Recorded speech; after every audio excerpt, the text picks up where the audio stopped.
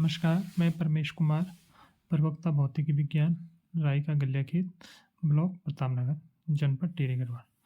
हमारे ब्लॉक के मुखिया बीओ मैम एवं एसडीएम मैम प्रतापनगर के द्वारा परीक्षा जीतो अभियान 2024 का आगाज़ किया गया है, जिसमें कि उन सभी छात्र छात्राओं जो कि अभी तक परीक्षा की पूर्ण रूप से तैयारी नहीं कर पाए हैं, उनके लिए परिषदीय परीक्षा में ज़्यादातर बार पूछे गए प्रश्नों का संकलन किया गया है और उनका सूक्ष्म शब्दों में सॉल्यूशन भी बनाया गया है, जिसे कि सभी छात्र छात्राएं परिषदीय परीक्षा में उत्तीर्ण हो सके। और इसमें मेरे द्वारा भौतिक विज्ञान में यूनिट वार परिषदीय परीक्षा में पूछे गए प्रश्नों का इंडेक्स तैयार किया गया है और उसका सूक्ष्म शब्दों में सॉल्यूशन भी किया गया है। जैसे कि पहले यूनिट का पहला टॉपिक है कूलाम का नियम। इसमें है कि दो स्थिर बिंदु आवेशों के बीच लगने वाला आकर्षण अथवा प्रतिकर्षण बल दोनों आवेशों की मात्राओं के गुणनफल के अनुक्रमानुपाती तथा दोनों आवेशों के बीच की दूरी के वर्ग के व्युत्क्रमानुपाती होता है।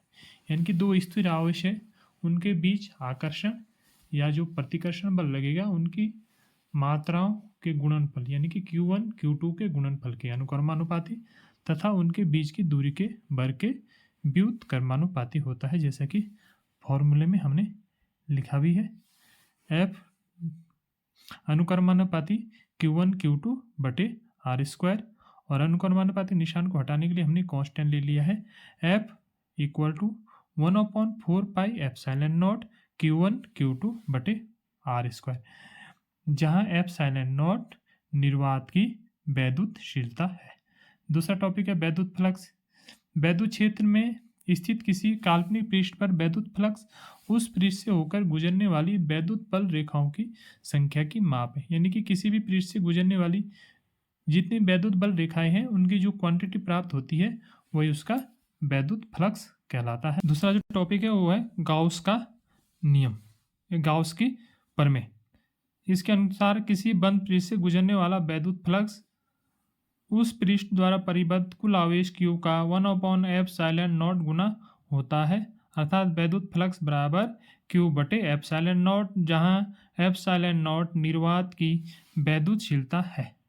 अब इसको प्रूव भी करना है तो हमने एक चित्र बनाया है बंद पृष्ठ का और इसकी एक पॉइंट P लिया है जहाँ पे हमें वैद्युत फ्लक्स ज्ञात करना है। तो माना P बिंदु पर वैद्युत क्षेत्र E है जिसकी दिशा OP के अनुदिश है। क्षेत्रफल अवयव DA से गुजरने वाला वैद्युत फ्लक्स d फाई E बराबर EDA E डॉट DA, ये हो जाएगा EDA cos थीटा और E की वैल्यू हो जाएगी 1/4 पाई एप्सिलॉन नॉट Q बटे R²। वैद्युत क्षेत्र की तीव्रता का फॉर्मूला है 1/4 पाई एप्सिलॉन नॉट Q बटे R²। कई बार एक नंबर में पूछा जाता है वैद्युत क्षेत्र की तीव्रता का मात्रक, तो इसका मात्रक होता है न्यूटन बटे कूलाम। तो इसको फॉर्मूला में रखें और इसका सॉल्यूशन करके निकाल देंगे तो हो जाएगा फाई E बटे Q बटे फाई E बराबर Q बटे एप्सिलॉन नॉट, यही गाउस का प्रमेय है। दूसरा टॉपिक है वैद्युत द्विध्रुव की अक्ष पर स्थित किसी बिंदु पर वैद्युत क्षेत्र की तीव्रता।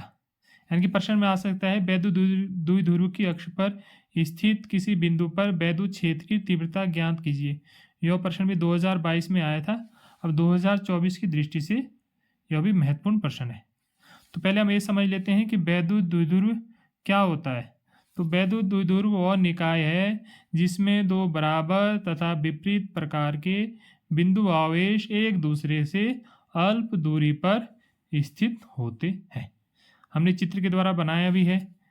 हमारे पास दो आवेश है +Q व -Q, एक दूसरे से अल्प दूरी a डिस्टेंस की दूरी पर है और इसके अक्ष पर हमने P पॉइंट लिया है जहाँ पर हमें वैद्युत क्षेत्र की तीव्रता निकालनी है और इसकी मध्य बिंदु से दूरी R है।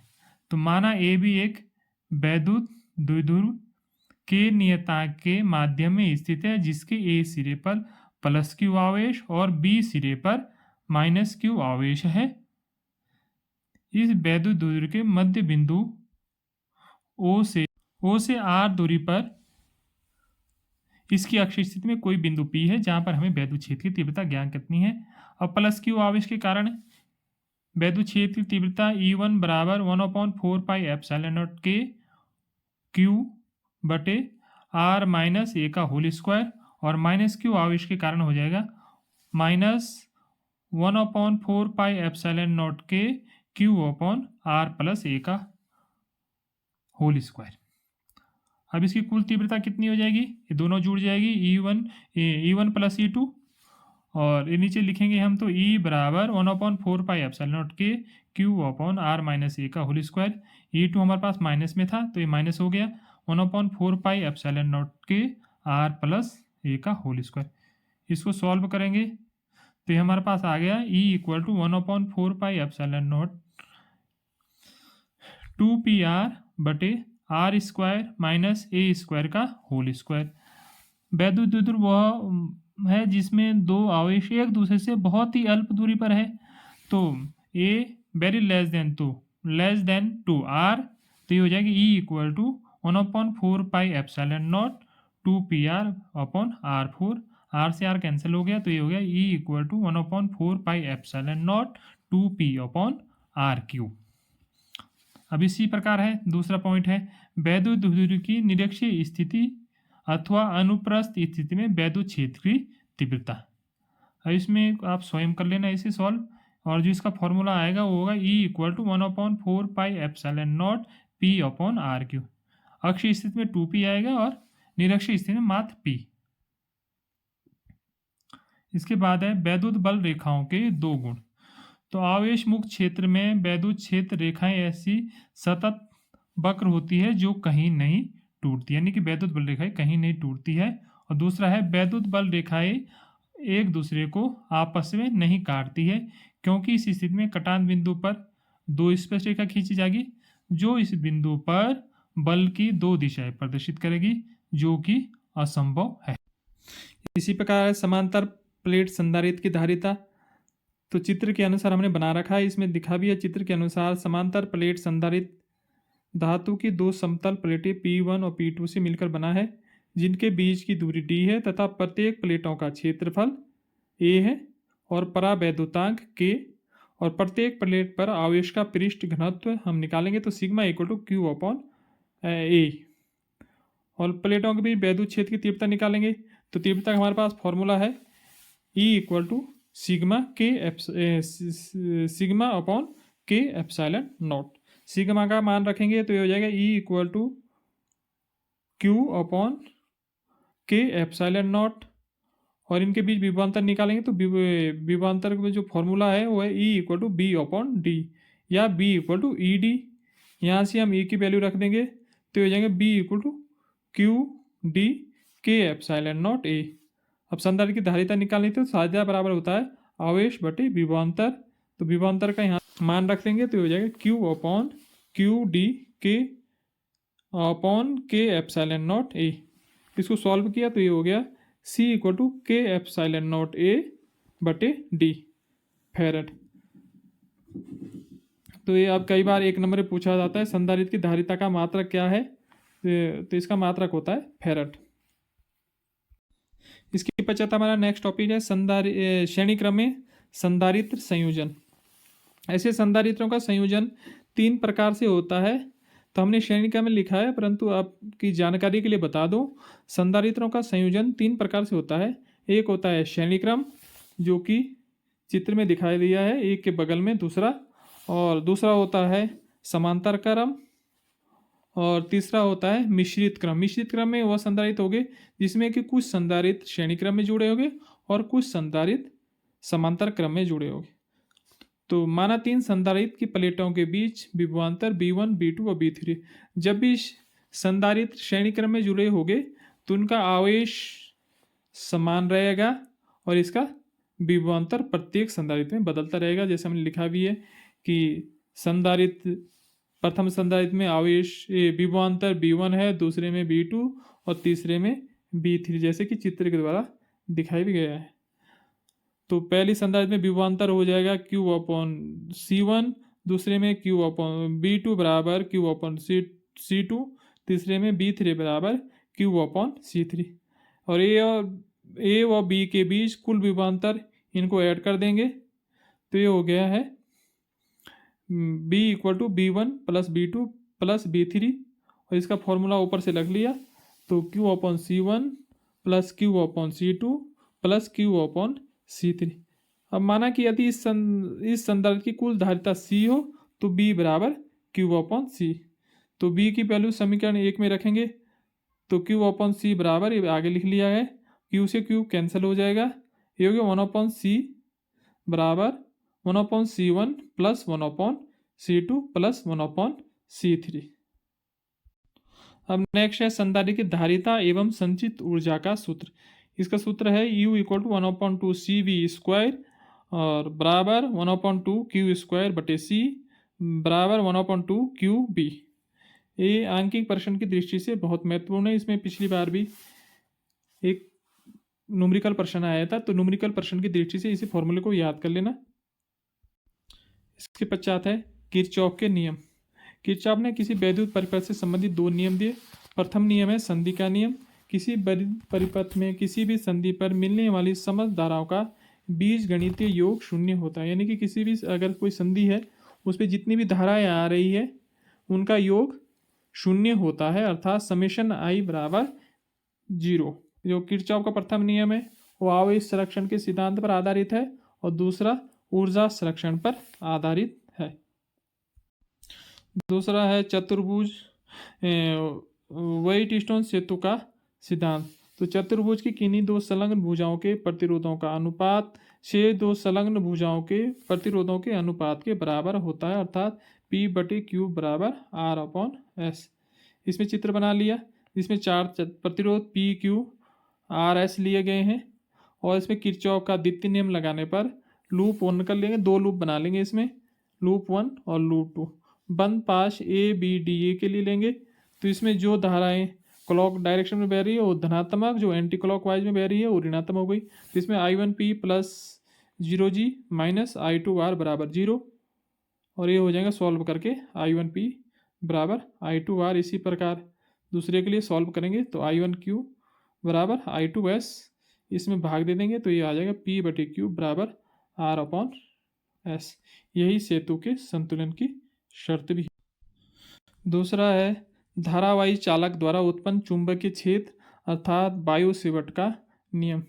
तो बायो-सेवर्ट के अनुसार किसी धारावाही चालक AB, जैसे कि चित्र में बनाया भी है, AB के एक अल्पांश dl के कारण निर्वात या वायु में किसी बिंदु P पर उत्पन्न चुंबकीय क्षेत्र का मान dB निम्नलिखित सूत्र द्वारा प्राप्त होता है। तो dB बराबर μ0/4πI dl sin θ/r²। और इसको सदिश रूप में लिखेंगे तो यहाँ dB बराबर μ0/4πI dl क्रॉस r/r³। संपूर्ण चालक ने निकालना है तो इसका इंटीग्रेशन या समेशन लगा देंगे। दूसरा है गैल्वेनोमीटर का धारामापी में रूपांतरण।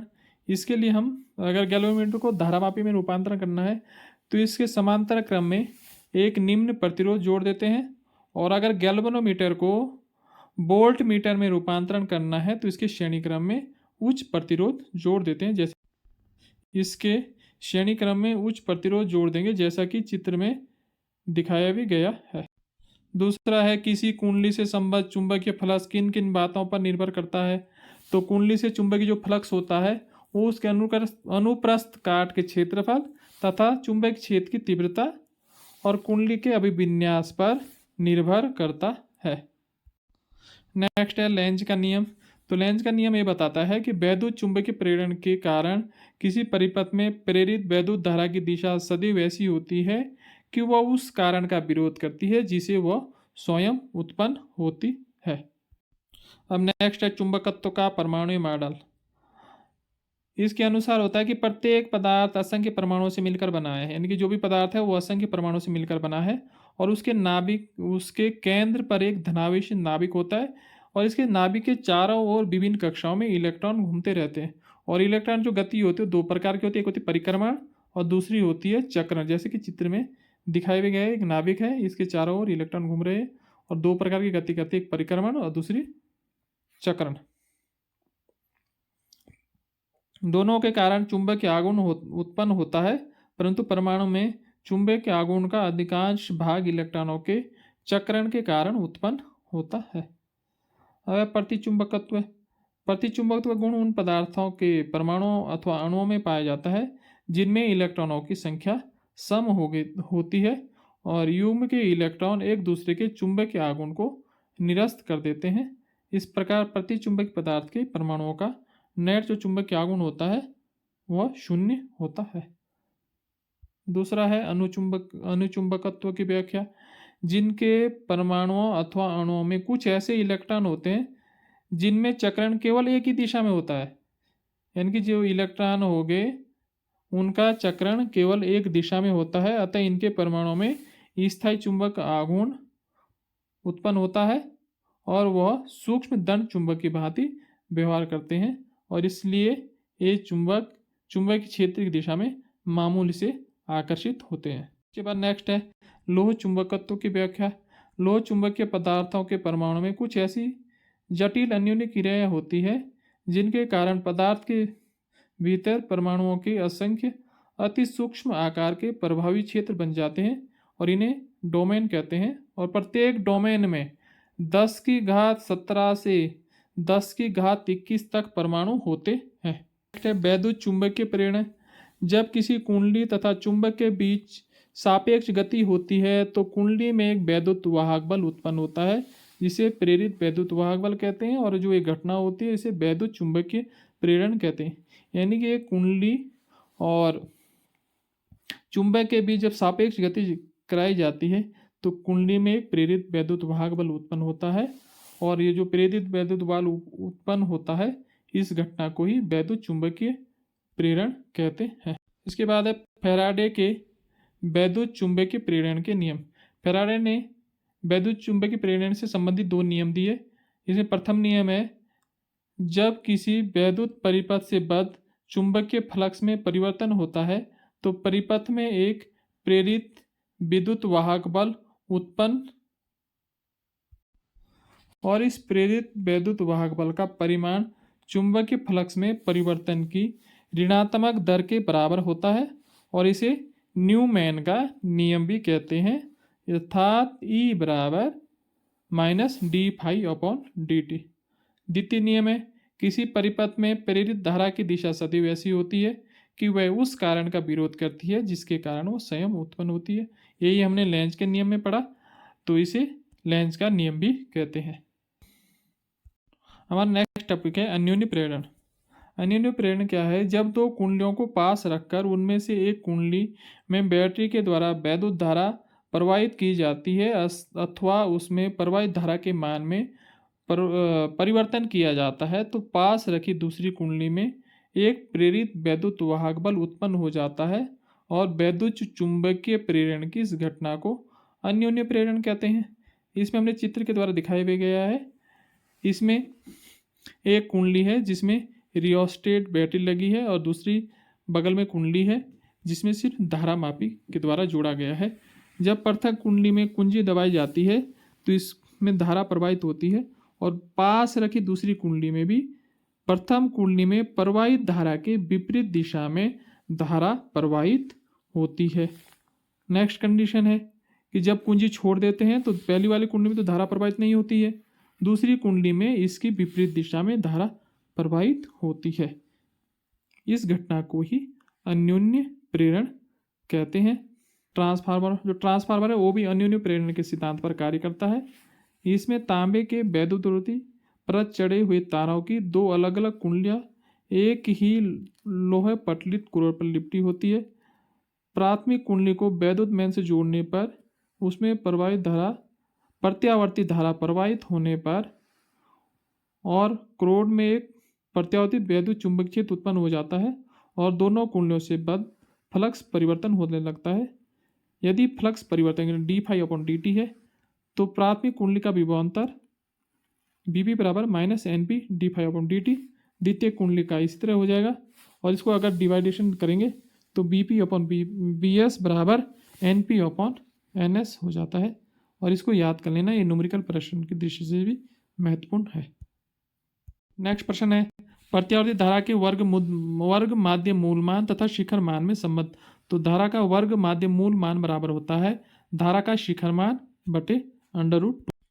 नेक्स्ट है वाट इन धारा, यानी कि जब किसी प्रत्यावर्ती धारा परिपथ में धारा प्रवाहित होने पर कोई शक्ति क्षय न हो तो परिपथ में प्रवाहित धारा को वाटहीन धारा कहते हैं, यानी कि कोई भी शक्ति का व्यय नहीं हो रहा है तो उस धारा को वाटहीन धारा कहते हैं। और इसका एग्जाम्पल है चौक कुंडली। इसके बाद नेक्स्ट है वैद्युत चुंबकीय तरंग का चित्र, इसको दिखाना है। इसमें वैद्युत एवं चुंबकीय क्षेत्र एक दूसरे के परपेंडिकुलर होते हैं।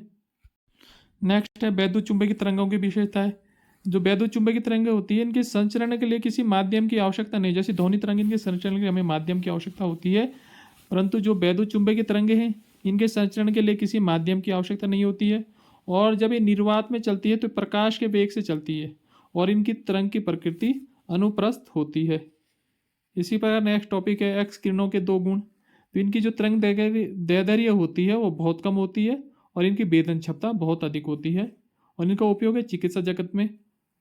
चिकित्सा जगत में किस चीज़ के लिए होता है, जैसे कहीं हड्डी इत्यादि टूट जाती है तो उनका एक्सरे जो हम करते हैं उसके लिए होता है। और क्रिस्टलों की आंतरिक संरचना की जानकारी प्राप्त करने के लिए भी इनका प्रयोग किया जाता है। संपर्क में रखे दो पतले लेंसों की संयुक्त फोकस दूरी का सूत्र 1/f बराबर 1/f1 प्लस 1/f2। इसके बाद है क्रांति कोण। सघन माध्यम से विरल माध्यम में अपवर्तित होने वाली किरण के लिए सघन माध्यम में बना वह आपतन कोण जिसके लिए विरल माध्यम में अपवर्तन कोण का मान 90 अंश हो जाए तो सघन माध्यम का विरल माध्यम के सापेक्ष क्रांति कोण कहलाता है। और अगर इस क्रांति कोण का मान और अधिक हो जाए तो वह घटना होती है पूर्ण आंतरिक परावर्तन। इसे भी आप देख लेना कि पूर्ण आंतरिक परावर्तन किसे कहते हैं। यानी कि जब कोई प्रकाश किरण सघन माध्यम से विरल माध्यम में जाती है तो ये कंडीशन, जब आपतन कोण का मान बढ़ाते हैं तो उसमें अपवर्तन कोण का मान भी बढ़ता रहता है। एक कंडीशन ऐसी आ जाती है जब अपवर्तन कोण का मान 90 अंश होता है और उस कंडीशन में आपतन कोण को क्रांतिक कोण कहते हैं। और अगर इस आपतन कोण का मान क्रांतिक कोण से अधिक बढ़ा दिया जाए तो उस कंडीशन में अपवर्तन न होकर पूर्ण आंतरिक परावर्तन होता है। नेक्स्ट है पतले लेंस के लिए अपवर्तन का सूत्र 1/f बराबर n-1 bracket 1/r1 minus 1/r2। इसमें भी न्यूमेरिकल प्रश्न आता है सॉल्व करने के लिए, इसलिए इस फॉर्मूले को याद कर लीजिए। नेक्स्ट है प्रकाश तरंगों के व्यतिकरण के लिए आवश्यक शर्त। इसके लिए 3-4 कंडीशन लिखी है मैंने। दोनों प्रकाश स्रोत कलासंबद्ध होने चाहिए, तरंगों की आवृत्तियाँ बराबर होनी चाहिए, तरंगों के आयाम लगभग बराबर होने चाहिए और दोनों प्रकाश स्रोत बहुत पतले होने चाहिए। नेक्स्ट टॉपिक है रदरफोर्ड के परमाणु मॉडल एवं बोर के परमाणु मॉडल में अंतर। तो रदरफोर्ड ने यह बताया था कि इलेक्ट्रॉन नाभिक के चारों ओर विभिन्न कक्षाओं में घूम सकते हैं, जबकि बोर ने यह बताया कि इलेक्ट्रॉन नाभिक के केवल उन्हीं कक्षाओं में घूम सकते हैं जिनमें उनका कोणीय संवेग h/2π का पूर्ण गुणज होता है। नेक्स्ट टॉपिक है हाइगेंस के तरंग संचरण का नियम। यानी कि जब किसी माध्यम में स्थित तरंग स्रोत से तरंगें निकलती है तो तरंग स्रोत के चारों ओर स्थित माध्यम के कण कंपन करने लगती है और इसको क्या कहते हैं, तरंगाग्र कहते हैं। तरंगाग्र पर स्थित माध्यम का प्रत्येक कण एक नए तरंग स्रोत का कार्य करता है। इन नई तरंगों को द्वितीयक तरंगिकाएं कहते हैं।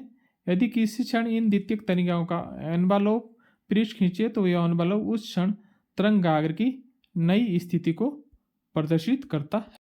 अब है दे ब्रोगली तरंग। किसी गतिमान द्रव्य कण से संबद्ध तरंगे द्रव्य तरंग कहलाती है और इनकी तरंग दैर्ध्य को दे ब्रोगली तरंग दैर्ध्य कहते हैं। इसके बाद है आइंस्टीन का प्रकाश वैद्युत समीकरण। तो होता है E के इक्वल टू, अगर बीच में जो लिखा अगर ये भूल भी जाए तो ये सीधा सीधा लिख लेना, E के equal to h nu minus nu naught, जहाँ न्यू आपतित प्रकाश की आवृत्ति है और न्यू नॉट देहली आवृत्ति है, h प्लांक नियतांक है। नेक्स्ट है प्रकाश वैद्युत प्रभाव। जब किसी धातु की सतह पर एक निश्चित आवृत्ति से अधिक आवृत्ति की प्रकाश किरणों को डाला जाता है तो धातु की सतह से इलेक्ट्रॉनों का उत्सर्जन होने लगता है। इस घटना को ही क्या कहते हैं, प्रकाश वैद्युत प्रभाव कहते हैं। प्रकाश वैद्युत प्रभाव के नियम है कि किसी धातु की सतह से प्रकाश इलेक्ट्रॉनों का उत्सर्जन की दर धातु की सतह पर गिरने वाली प्रकाश की तीव्रता के अनुक्रमानुपाती होती है। यह उत्सर्जित प्रकाश इलेक्ट्रॉनों की अधिकतम गतिज ऊर्जा आपतित प्रकाश की तीव्रता पर निर्भर नहीं करती है। प्रकाश इलेक्ट्रॉनों की अधिक ऊर्जा आपतित प्रकाश की आवृत्ति के बढ़ने पर बढ़ती है, यानी कि जो प्रकाश इलेक्ट्रॉनों की अधिकतम गतिज ऊर्जा है वो आवृत्ति पर निर्भर करती है, ना कि प्रकाश की तीव्रता पर।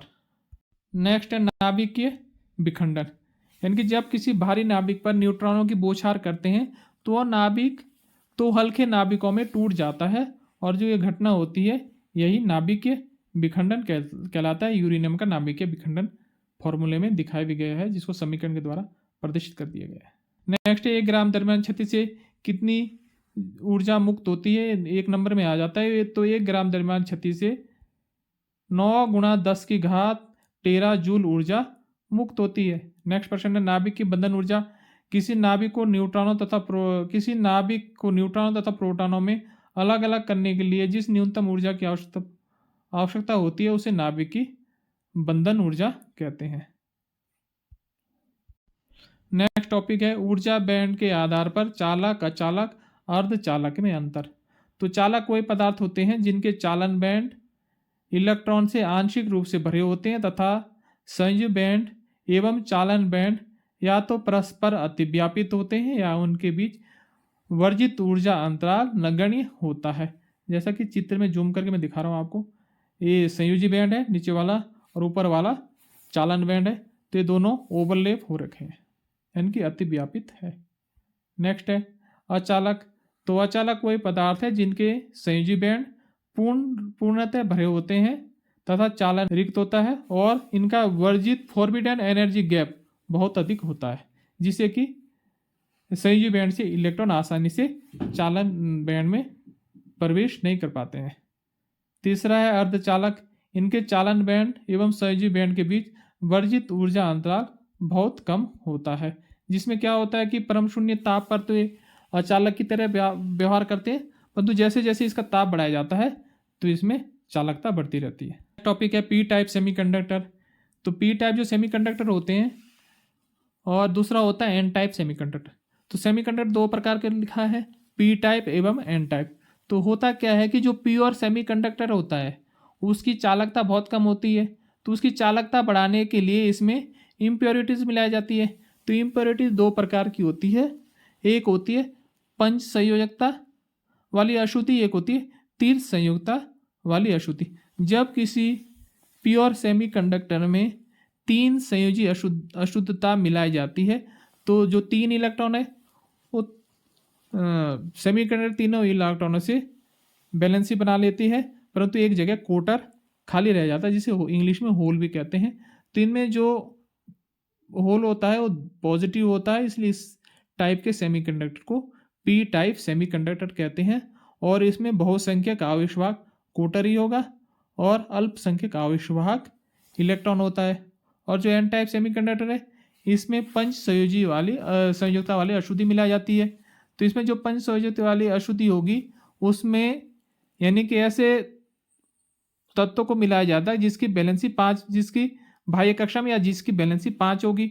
तो उसके जो 5 इलेक्ट्रॉन हो गए वो सेमीकंडक्टर के 4 इलेक्ट्रॉनों से संयुक्ता बना लेंगे, परंतु जो 5वां इलेक्ट्रॉन है वो खाली रह जाएगा और उसमें वो बहुसंख्यक का काम करेगा। तो इसलिए इसमें बहुसंख्यक आवेशवाहक इलेक्ट्रॉन तथा अल्पसंख्यक कोटर होते हैं। नेक्स्ट है पी एन डायोड अग्र अभिनेत्र के रूप में। अग्र अभिनेत्र के लिए क्या करते हैं, जब पी एन डायोड के पी क्षेत्र को बैटरी के धनात्मक सिरे से और एन क्षेत्र को बैटरी के ऋणात्मक सिरे से जोड़ते हैं तो वह अग्र अभिनेत्र कहलाती है। और इसमें इस परिपथ में केवल इलेक्ट्रॉनों की गति के कारण धारा प्रवाहित होती है और इसका ग्राफ भी दिखाया गया है। ये अग्र वोल्टेज है और यहाँ पे अग्र धारा। नेक्स्ट है पी एन डायोड उत्क्रम अभिनेत्र यानी कि रिवर्स बेस। इसमें उल्टा कर लेते हैं अग्र अभिनेत्र का। इसमें पी टाइप के क्षेत्र को बैटरी के ऋणात्मक सिरे से और एन टाइप के क्षेत्र को बैटरी के धनात्मक सिरे से जोड़ देते हैं।